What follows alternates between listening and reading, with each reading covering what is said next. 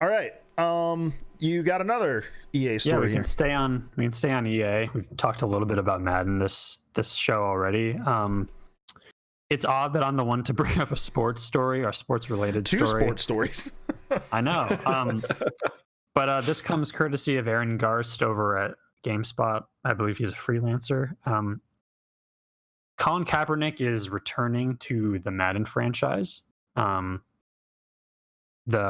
Obviously Colin Kaepernick, the former 49ers quarterback who was kind of sidelined from the league after his kind of protest in support of Black Lives Matter and social justice movements, racial and social justice movements at large. I don't think according to this story, he hasn't been in a Madden game or been even a part of the game since 2016. There's a reason for that.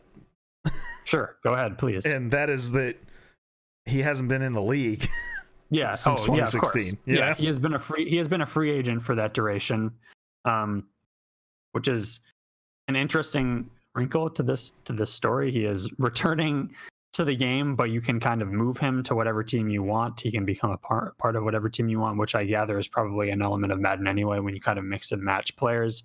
But it's an interesting move from EA, especially because they obviously have a very active relationship with the NFL.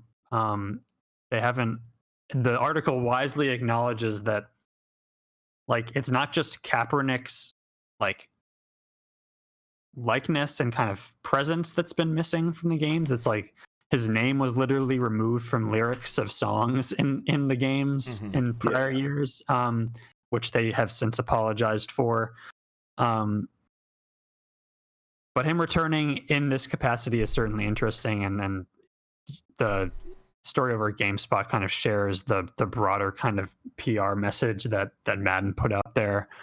Fans can put Colin Kaepernick at the helm of any NFL team in franchise mode, as well as play with him in Play Now. And the message ends with, "We look forward to seeing Colin on Madden NFL teams everywhere."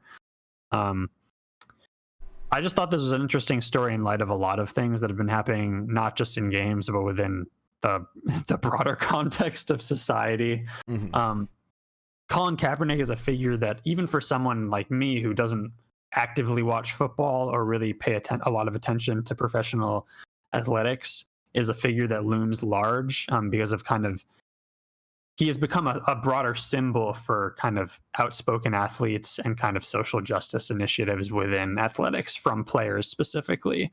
A lot of players, not even just from the NFL, have kind of used have kind of evoked his name. He's obviously been evoked in songs from rap artists and hip hop artists.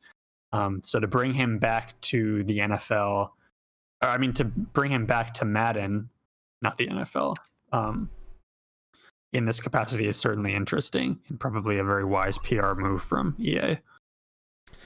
So, actually, one of the very first gaming articles I ever wrote was for a little site called Gizorama.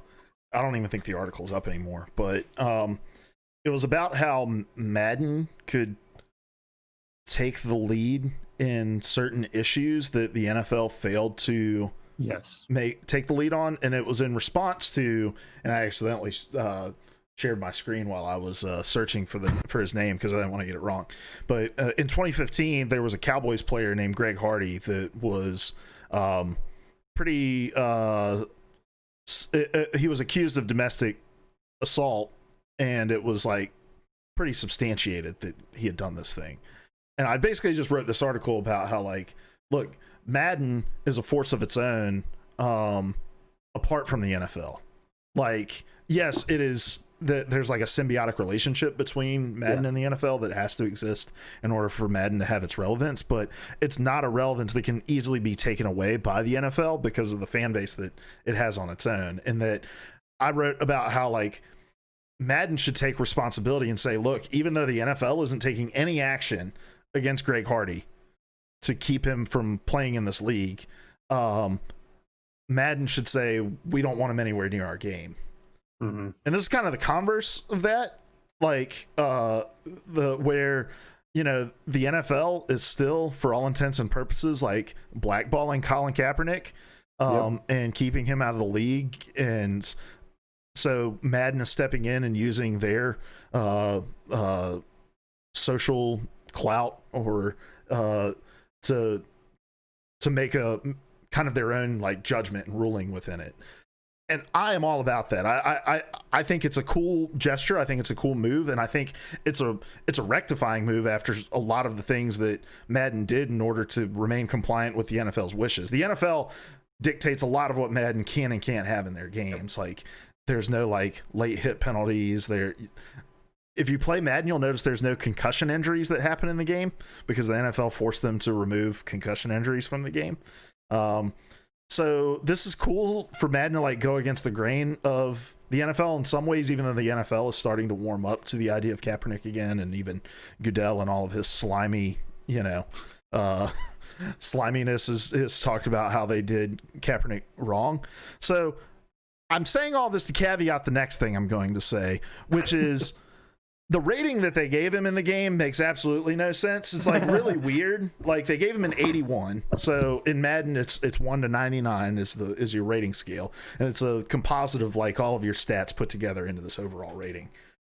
Kaepernick hasn't taken an NFL snap in like 4 years, right? He did like a workout for some owners last year as a part of some sort of settlement that he had with the NFL.